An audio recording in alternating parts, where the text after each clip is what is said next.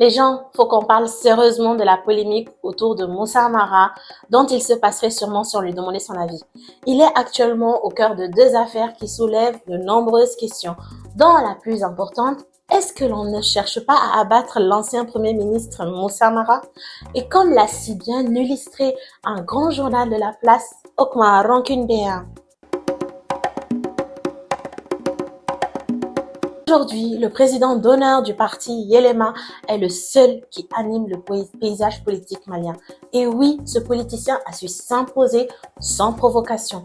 Il donne son avis sur tous les sujets brûlants du pays, qu'ils soient sensibles ou non. Il dit à haute voix ce que de nombreux Maliens pensent tout bas.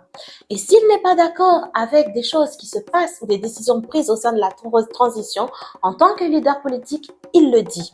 De même, lorsque nos gouvernants posent des actes qui sont à leur honneur. Il a cette manière de s'exprimer sans polémiquer, là où aucun autre politicien n'ose le faire actuellement, avec une audace et l'art d'un fin politicien. Mara a vraiment une marque bien à lui, une chose qui est rare dans le paysage politique malien. Et malgré les critiques qui sont parfois violentes contre lui, il assume son rôle d'homme politique, ainsi que son désir d'accéder au fauteuil présidentiel, ce qui est tout à fait normal. À travers les actions qu'il a posées, passées et présentes, on retient une chose essentielle lorsqu'on l'analyse. C'est un leader politique qui aspire au changement de son pays, tient à être un acteur de ce changement. Et ça, qu'on aime ou non la personne, c'est un fait indéniable. Et aujourd'hui, on dirait bien que Moussa Mara semble déranger plus que jamais ça au plus haut sommet de l'État. Alors que l'ancien Premier ministre poursuivait sa tournée européenne pour aller à la rencontre de la diaspora malienne, pour à circuler partout sur les réseaux sociaux que son véhicule qu'il possédait en tant qu'ancien Premier ministre lui a été retiré d'une manière assez brutale. Un acte qui aurait été posé par la primature. Rappelons qu'en août dernier, avec la situation économique que vivent les Maliens, Moussa Mara avait décidé d'abandonner ses privilèges financiers d'ancien Premier ministre. Un acte qui se voulait symbolique et en même temps ouvrir la voie à d'autres pour alléger les dépenses de l'État. Malgré cette demande, la primature n'avait pas pris en compte sa requête et donc il a continué à recevoir son argent. Selon une source proche du dossier, le fait que son véhicule lui ait été retiré quand il n'était pas au pays aurait, je cite, dû être fait selon le droit. On devait lui notifier au préalable, mais profiter de son absence du pays pour faire ça, on considère que c'est une tentative d'intimidation. Côté primature, elle a réagi très rapidement à travers un communiqué afin de rejeter ces accusations qu'elle dit être fausses et souligner le fait que le Premier ministre actuel n'a donné aucun ordre de la sorte et que tout cela est fait pour nuire à son image. La primature explique que c'est le chauffeur de Moussa Mara qui serait allé déposer la voiture au parking de la cité administrative sans qu'on ne lui ait rien demandé. Suite à cette déclaration, l'ancien Premier ministre Moussa Mara a réagi en donnant sa version des faits.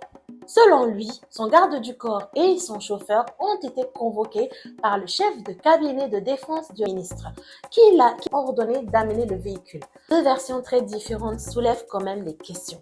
Une chose est sûre est que le timing de cette affaire de voiture est quand même très bizarre. Vous ne trouvez pas?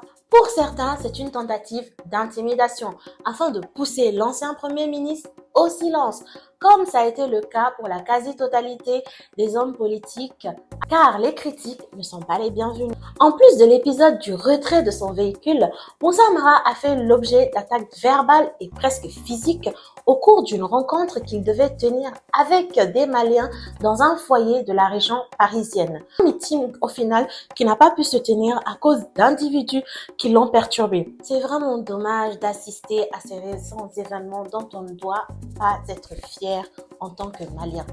À commencer par la perturbation du dernier meeting de Moussa Mara à Paris. Cet incident devrait être condamné de la plus grande rigueur par nos autorités. Car un ancien Premier ministre est un homme d'État qui a servi sa nation. On lui doit donc du respect. Si on veut que notre peuple respecte nos institutions, cela passe obligatoirement par le respect de ceux qui l'ont dirigé ou qui le dirigent. Franchement, est-ce qu'on veut cette étiquette des Maliens qui humilient leurs autorités? De la personne de Moussa Mara, il est important que l'on puisse, en tant que Malien, ayant une voix qui porte ou non, pouvoir s'exprimer même si nos avis ne sont pas partagés. Car ne pas respecter l'opinion de l'autre en le manifestant par une forme de violence voudrait tout simplement dire que plus personne ne pourrait s'exprimer sans avoir peur. Comme le Premier ministre Choguel Maïga a l'habitude de le dire, tout le monde regarde le Mali aujourd'hui, ce qui est vrai. Et c'est parce que le monde entier nous regarde aujourd'hui que nous ne vont pas nous jeter des pierres entre nous, car le diable se cache justement dans les détails. Vraiment temps que l'on sorte de toutes ces mesquineries, ces coups bas, car en vrai, ce ne sont que des futilités face aux vrais problèmes que nous devons affronter.